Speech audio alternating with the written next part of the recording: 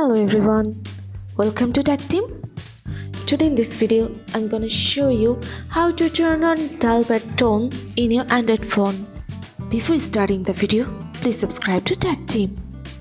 So let's get started. For this, you have to open your settings. Now scroll down and go to sounds and vibration.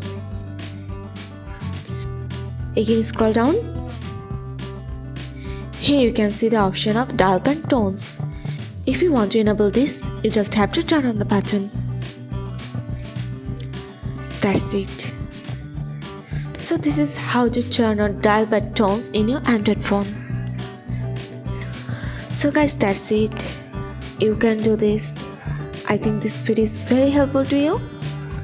If it was, then give a thumbs up and hit the subscribe button. And thanks for watching.